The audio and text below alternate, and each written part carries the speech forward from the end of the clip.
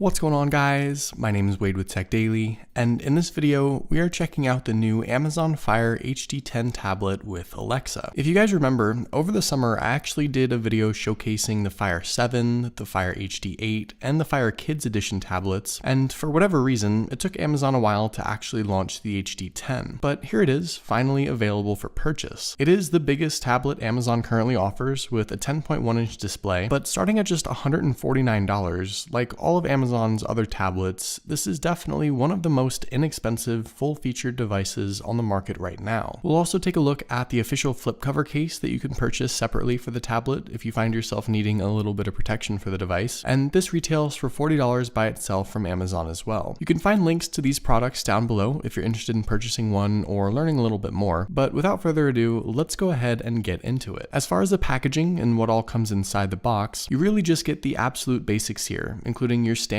Amazon USB wall plug for charging the tablet, a micro USB cable for charging as well, and a couple little booklets with instructions and information. The overall form factor for the HD10 is essentially identical to Amazon's other tablets. It has a relatively sharp rectangular profile with pretty large bezels around the display, which I don't mind because it gives you a bit to hold on to. And around back, you'll see this one I have here is in the blue color, but they're also available in red and black. The main attraction on the HD10 is of course that big 10.1-inch HD display.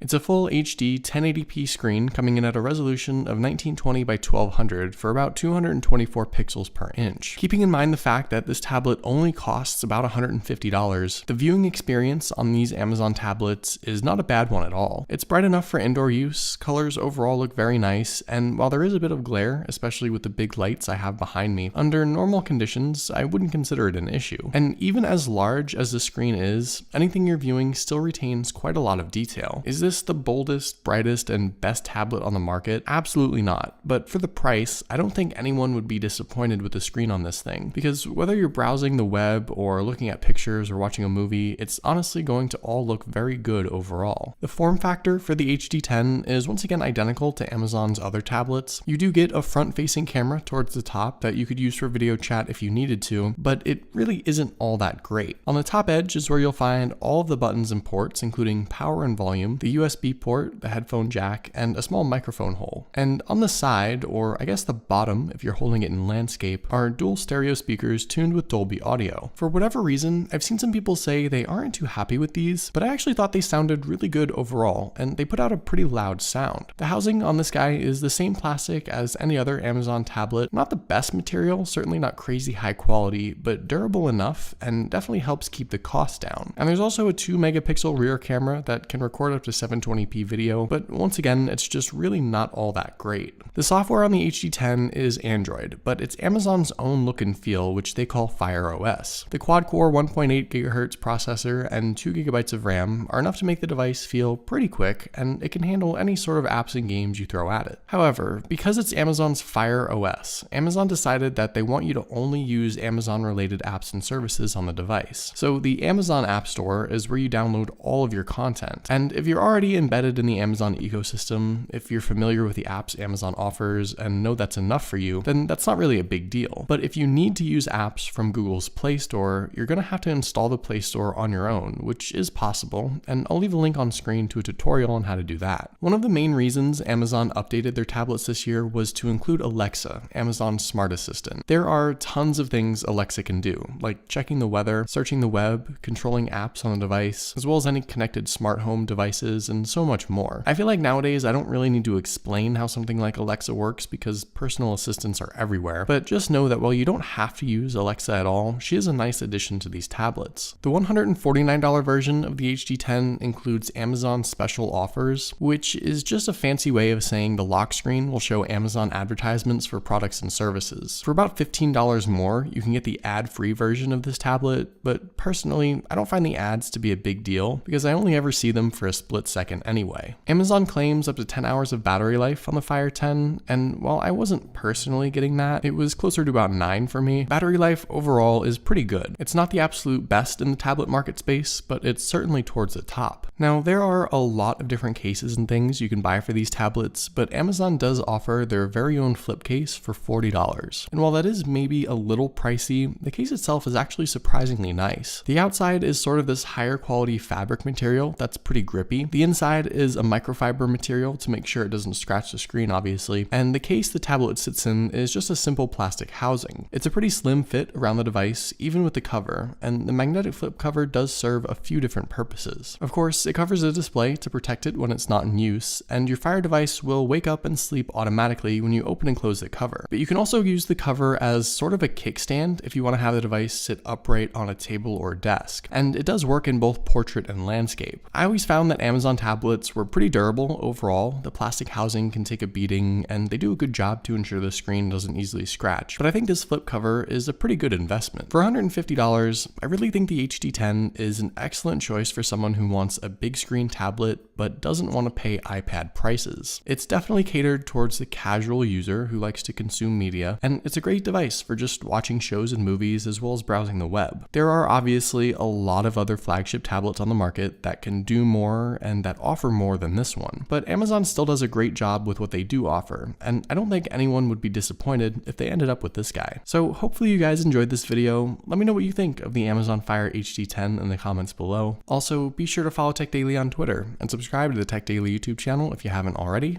and I'll see you guys later.